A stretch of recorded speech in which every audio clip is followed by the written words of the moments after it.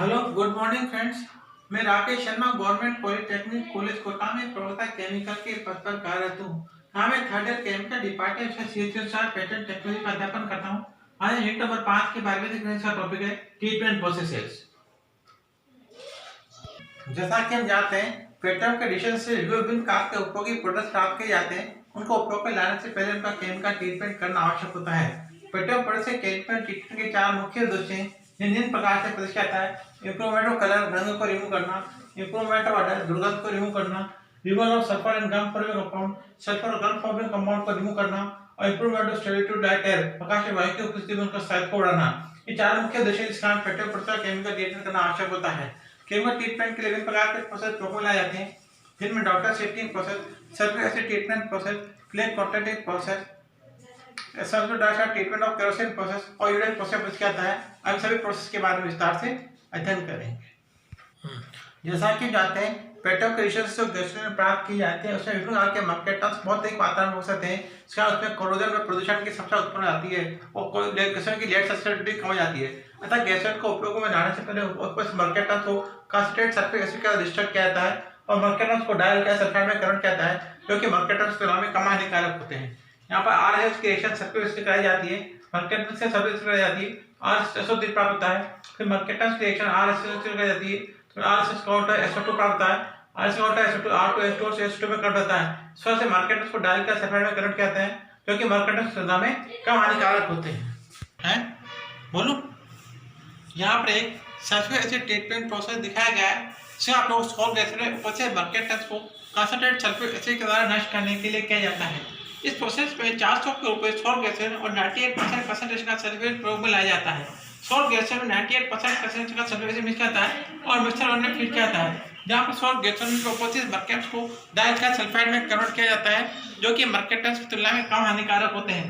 Mixer one से प्राप्त reaction mixer को वाशर वन में फीड किया जाता है, जहाँ पर कोल्ड वाटर से वॉश किया जाता है।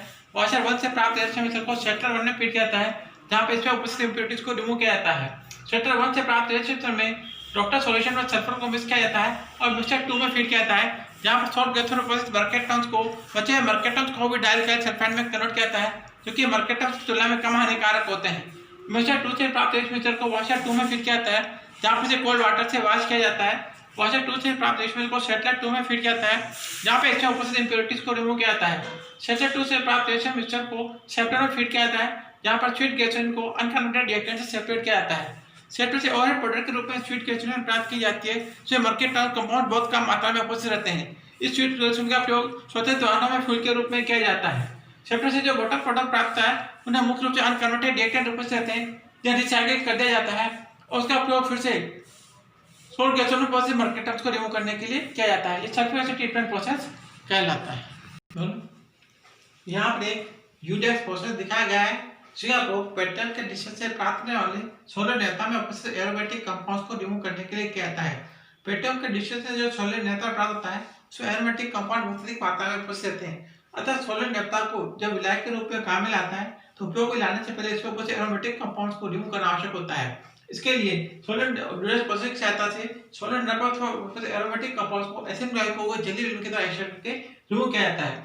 इस प्रोसेस में 4 स्टेप के रूप में सोलर नेता का प्रयोग करता है, जो कि पेट्रोल के डिस्टिलेट से इंटरमीडिएट डिस्टिलेट के रूप में प्राप्त होता है। सोलर नेता को एक एसिड कॉलम के बॉटम में फीड किया जाता है और ऊपरी से ethylene glycol jelly layer enter कराया जाता है। जब सोलर नेता एथिलीन ग्लाइकोल एसिड कॉलम में एंटर करते हैं, तो सोलर नेता में उपस्थित एरोमेटिक कंपाउंड्स एसिड ग्लाइकोल के लेयर के द्वारा एक्सट्रैक्ट कर लिए जाते हैं। एक्सट्रैक्ट कॉल से 2 फेज प्राप्त होते हैं, जिन्हें रेफरेंट फेज व एक्सट्रैक्ट फेज से प्रदर्शित किया जाता है। रेफरेंट फेज में मुख्य रूप से सोलर नेता और एथिलीन ग्लाइकोल उपस्थित रहते हैं, तथा एक्सट्रैक्ट फेज में मुख्य रूप से एरोमेटिक तथा एथिलीन ग्लाइकोल उपस्थित रहते हैं। रेफरेंट फेज को पहले एक वॉशर वन में फीड किया जाता है, जहां पर से कोल्ड वाटर से वॉश किया जाता है। वॉशर वन से प्राप्त मिक्सचर को डायल वन में फीड किया जाता है, जहां पर एक उपस्थित मॉइस्चर को रिमूव किया जाता है। डायल वन से प्राप्त मिक्सचर को शेटर वन में फीड किया जाता है। शेटर वन में एथिलीन ग्लाइकोल को सोलर नेता से सेपरेट किया जाता है। सोलर नेता का प्रयोग मुख्य विलायक के रूप में तथा अन्य पेट्रोकेमिकल्स के मैन्युफैक्चरिंग में किया जाता है और एथिलीन ग्लाइकोल के जेली को स्टोरेज टैंक पर रिसाइकिल कर दिया जाता है। इसी प्रकार से एसिड कॉलम के बॉटम से जो एक्सट्रैक्ट फेज प्राप्त होती है, उसमें मुख्य एरोमेटिक एथिलीन ग्लाइकोल उपस्थित रहते हैं। एक्सट्रैक्ट फेज को पहले वॉशर 2 में फीड किया जाता है, जहां पर से कोल्ड वाटर से वॉश किया जाता है। वॉशर 2 से प्राप्त एसिड को डायरेक्ट 2 में फीड किया जाता है, जहां पर उपस्थित मॉइस्चर को रिमूव किया जाता है। डायरेक्ट 2 से प्राप्त एसिड मिक्सचर को सेपरेट 2 में फीड किया जाता है, जहाँ पर एरोमेटिक कंपाउंड को एथिलीन ग्लाइकोल से सेपरेट किया जाता है। एरोमेटिक्स का प्रयोग विभिन्न प्रकार के पेट्रोकेमिकल्स की मैन्युफैक्चरिंग में किया जाता है। एथिलीन ग्लाइकोल को पूरा सोडियम में रिसाइकिल कर दिया जाता है। इस प्रकार से यूरिक प्रोसेस की सहायता से सोलर निर्माण में उपस्थित एरोमेटिक कंपाउंड को एथिलीन ग्लाइकोल के जेलीन के अंदर एक्सट्रैक्ट करके रिमूव किया जाता है। ये यूरिक प्रोसेस कहलाता है।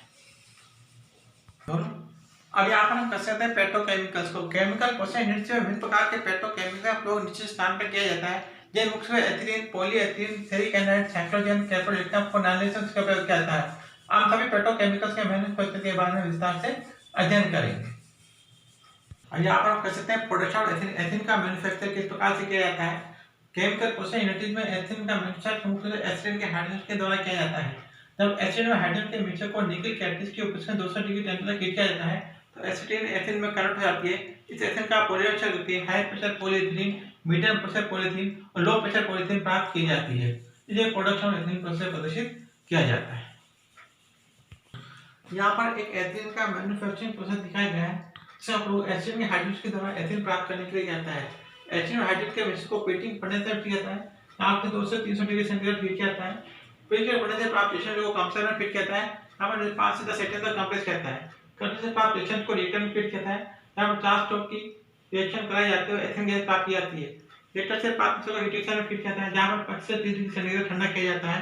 हीट एक्सचेंजर से प्राप्त मिश्रण को सेपरेटर में फीड किया जाता है। एथिलीन को अनकन्वर्टेड रिएक्शन से सेपरेट किया जाता है। सेपरेट से और प्रोडक्ट में एथिलीन प्राप्त की जाती है। इसका पॉलीमराइजेशन करके high pressure protein, low pressure protein प्राप्त की जाती है। सेपरेट से जो बॉटम प्रोडक्ट प्राप्त होता है मुख्य अनकन्वर्टेड रिएक्टर में इन्हें रिसाइकिल कर दिया जाता है। एथिलीन का 150 से 200 डिग्री टेंपरेचर तक पॉलीमराइजेशन किया जाता है तो पॉलीथीन प्राप्त की जाती है, जहां पर एन का मान 20,000 से 1 लाख के बीच है। इस पॉलीथीन का प्रयोग विभिन्न के प्लास्टिक के बड़े मैन्युफैक्चर में किया जाता है। Okay, thank you friends, thank you very much.